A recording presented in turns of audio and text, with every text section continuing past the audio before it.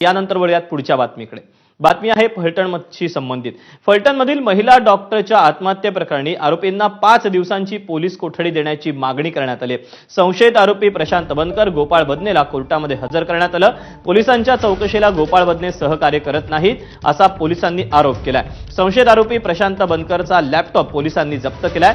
बनकरच्या लॅपटॉपमध्ये photo, video, screenshot सापडल्याची माहिती आहे। बदने आणि बनकरला न्यायालयीन कोठडी मिळावी अशी आरोपीच्या वकिलांची मागणी आहे।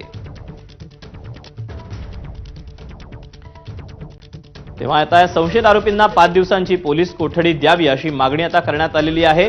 या दोनही आरोपींना आता कोर्टामध्ये हजर करण्यात आलेलं आहे। आरोपी प्रशांत बनकर हा या सगळ्यामध्ये सहकार्य करत नसल्याचं पोलिसांचं म्हणणं आहे। त्यामुळेच आता या सगळ्या पार्श्वभूमीवर कोर्ट काय नेमका निर्णय देणार ते पाहणं महत्त्वाचं असणार आहे। याशिवाय आरोपींचे जे वकील आहेत त्यांनी मात्र न्यायालयीन कोठडी द्यावी अशी मागणी केलेली आहे।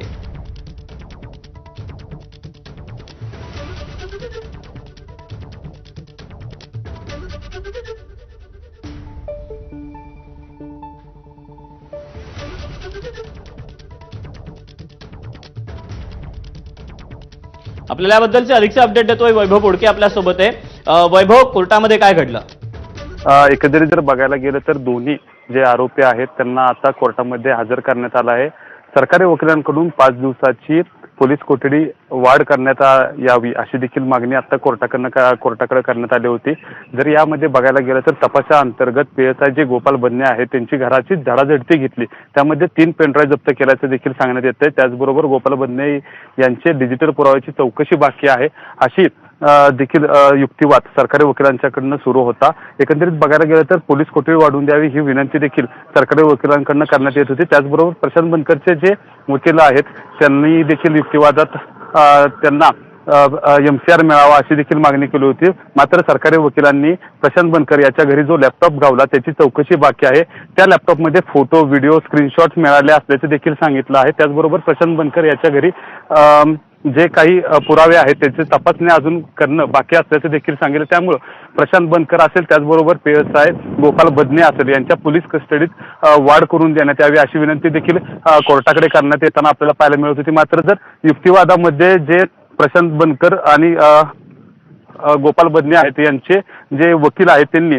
संपदा मुंडे जे हातावर जे लिहिलं गेलं होतं, जी नोट लिहिण्यात आली होती, ती नोट घरातल्यांच्या माध्यमातून सांगण्यात आलं होतं की त्याचं अक्षर नसल्याचं देखील त्यांनी सांगितलं होतं। त्यामुळं जे गोपाळ बदने PSI आहेत त्यांच्या वकिलांनी देखील मोठा युक्तिवाद या ठिकाणी केला आणि त्यांनी सांगितलं जर त्या मुळातच घरातल्यांचंच म्हणणं आहे की ती नोट मूर्त जी महिला आहे डॉक्टर तिने लिहिलं नसल्याचं देखील सांगितलं, तर मग आमच्या कोणत्या आधारावर त्या आमच्या जो हे आहे PSI बदने आहेत त्यांना अटक करण्यात आली अशी देखील युक्तिवाद या ठिकाणी करण्यात आला। मोठा युक्तिवाद आता वकिलांच्या माध्यमातून सुरू आहे।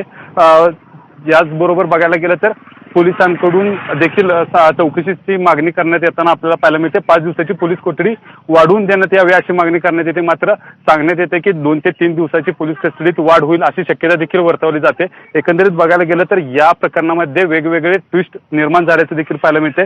नेमकी या प्रकरणामध्ये आणखी काही चौकशीच्या अंतर्गत वेगवेगळे पैलू ओपन होताना आपल्याला पाहायला मिळते। त्याचबरोबर वेगवेगळी चौकशी या दोन्ही आरोपींची करताना आपल्याला पोलीस पाहायला मिळतात।